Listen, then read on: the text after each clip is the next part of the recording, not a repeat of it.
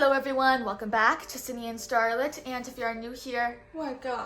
Welcome! Enjoy the videos. So today, me and Sydney are going to be reading Disney Pixar, The Reports. Incredibles. So let's begin.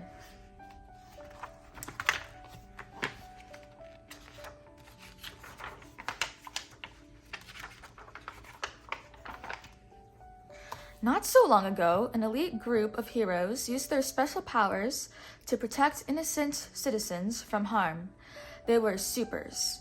Among them were Frozone, Gazerbeam, and Elastigirl, but one of the supers stood out from the rest. His name was Mr. Incredible. He was the most popular hero in the city, though he insisted on working alone. One day, Buddy, Mr. Incredible's #1 fan, showed up at a bank robbery wearing a pair of rocket boots to help him fly. Mr. Incredible simply said, "Fly home, Buddy. I work alone." But Buddy didn't listen. Mr. Incredible managed to save Buddy from a bomb, but a bank robber escaped. Some train tracks were destroyed, and a few people were hurt. It was after that day that the supers' lives changed forever. People started to think supers did more harm than good. The government decided that supers should no longer be allowed to use their powers. So Mr. Incredible and his new bride, Elastigirl, became known as Bob and Helen Parr to the rest of the world. Years passed, and the Parrs had 3 children. They tried to live as an ordinary family, but their 2 oldest children, Violet and Dash, had superpowers. Only the baby, Jack, seemed normal. Like their parents, the kids weren't allowed to use their powers in public. Home was different. Dash used his super speed to annoy Vi, who would become invisible and fight back with force fields. Their parents had to use their superpowers to break up the fights. Ordinary life was hard for everyone, especially Bob. Bob missed being a super, so he and his friend Lucius, the former Frozone, began to fight crime and help people in secret. One night, as the 2 friends rescued people from a burning building, someone secretly watched them. A mysterious woman named Mirage followed Bob and Lucius and then told her boss about them. Mr. Incredible was just the person Mirage and her boss had been looking for.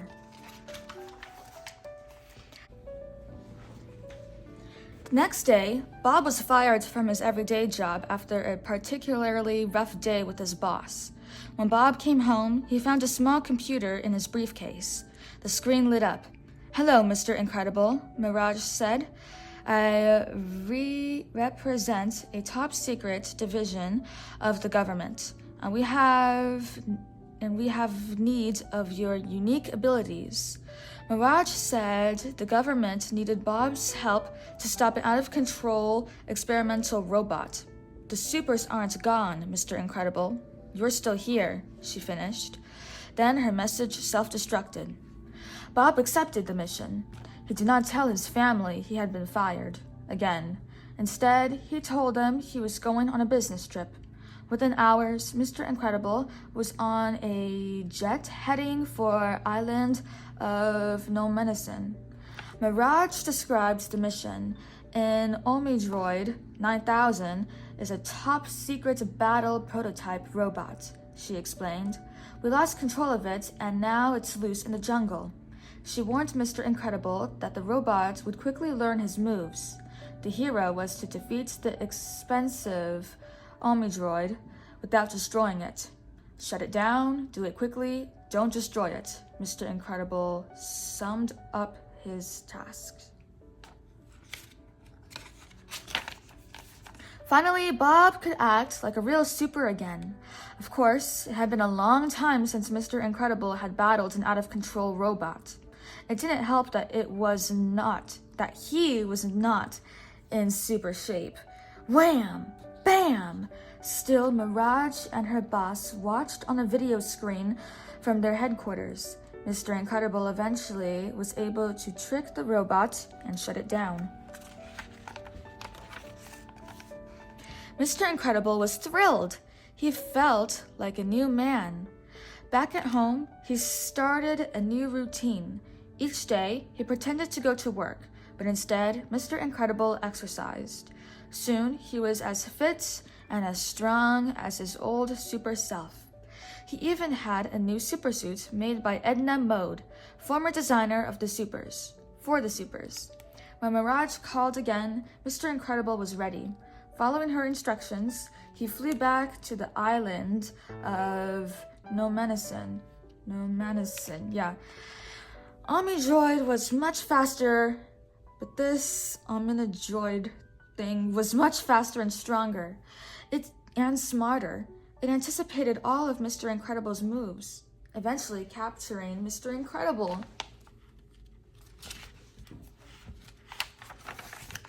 Suddenly, Mr. Incredible heard a wild laugh.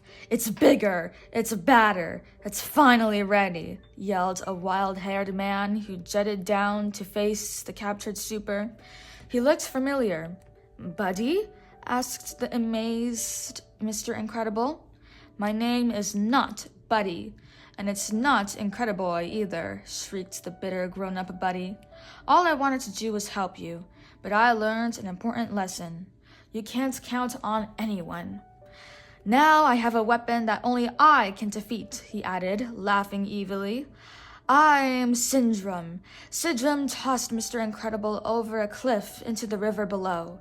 Then Syndrome threw a bomb into the water to get rid of Super for good. Mr. Incredible found safety in an underwater cave, but inside the cave, he discovered the skeleton of his unlucky super friend, Gazer Beam.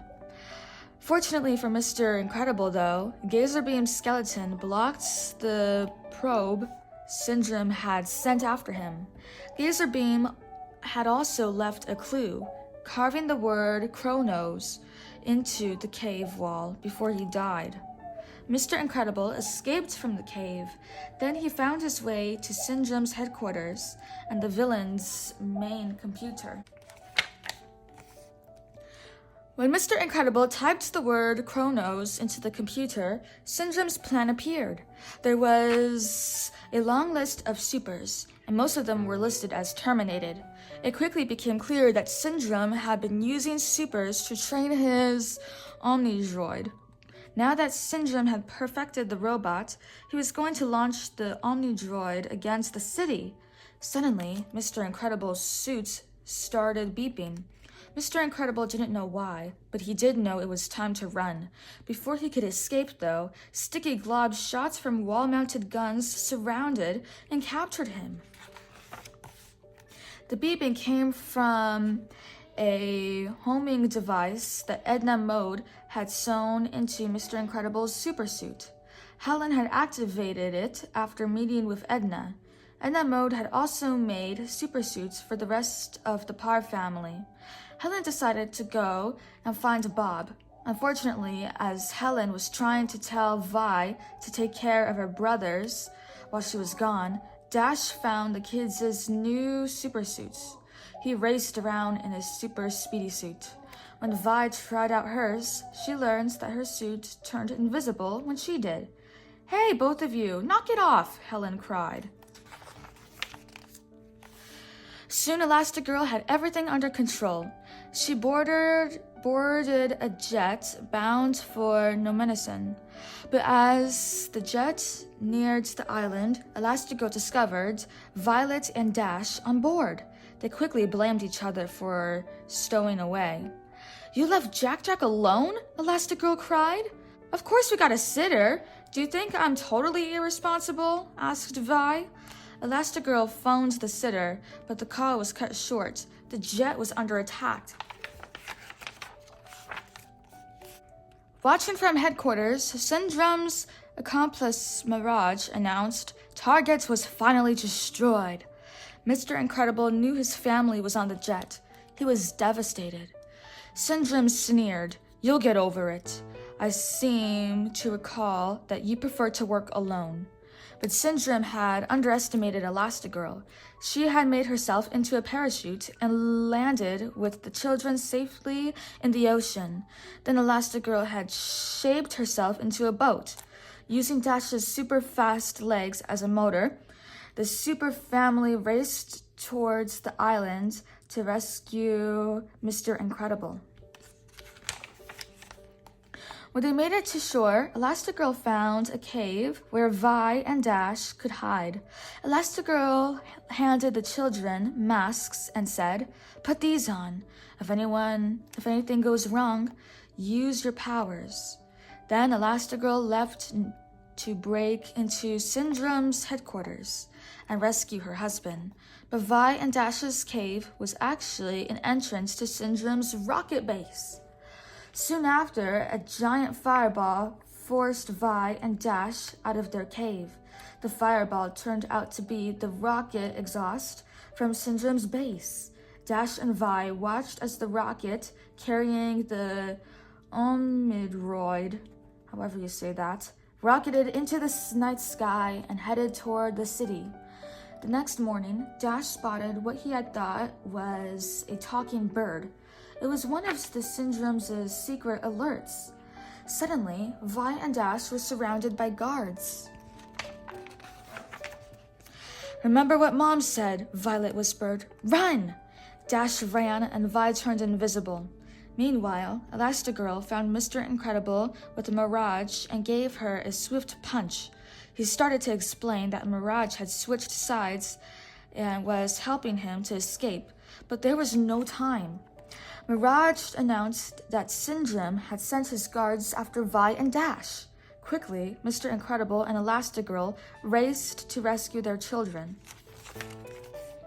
Mr. Incredible and Elastigirl reached the jungle. Suddenly, a big round force field rolled through the trees with Violet and Dash inside. "Mom! Dad!" cried Violet.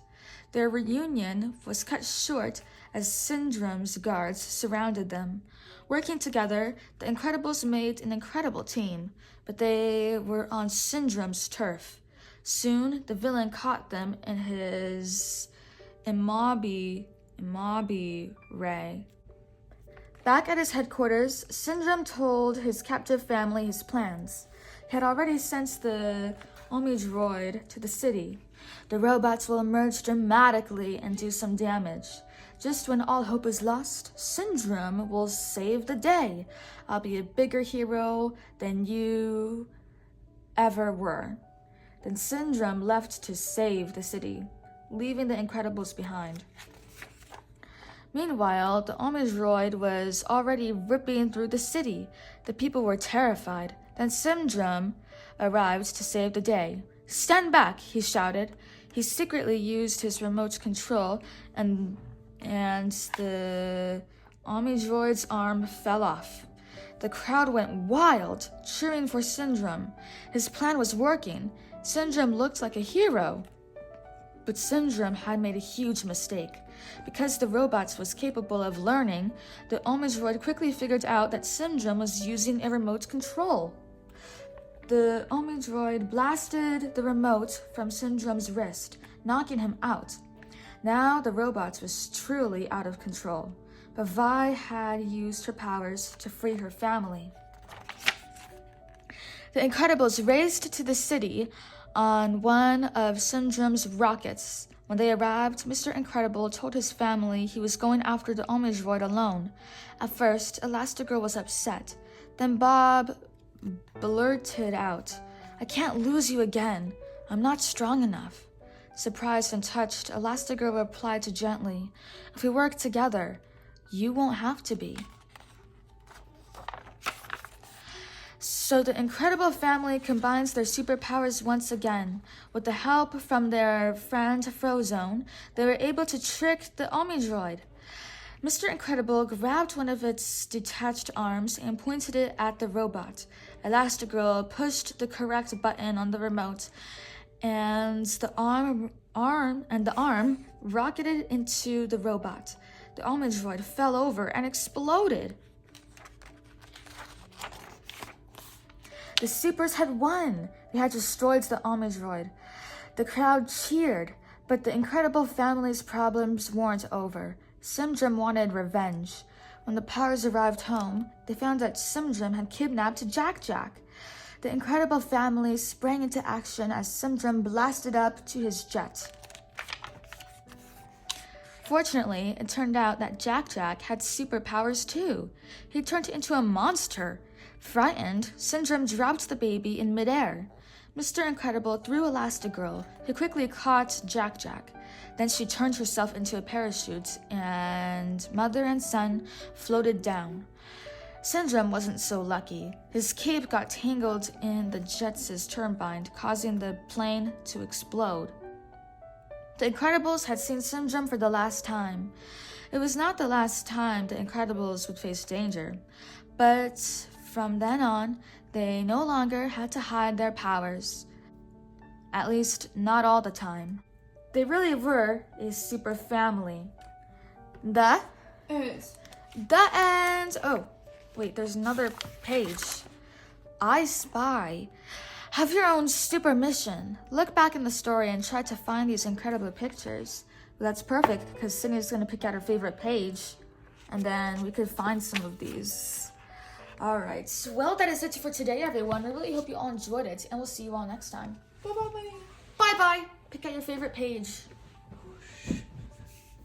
No. I already see one picture. There's that old lady with the cat.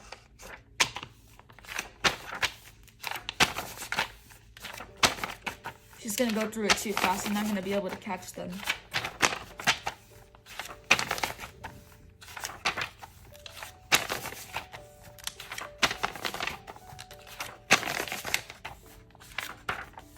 Pretty sure that was a picture on the back.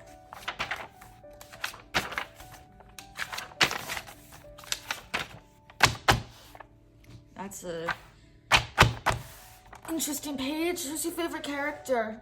Wow. Syndrome? Okay. Bye-bye.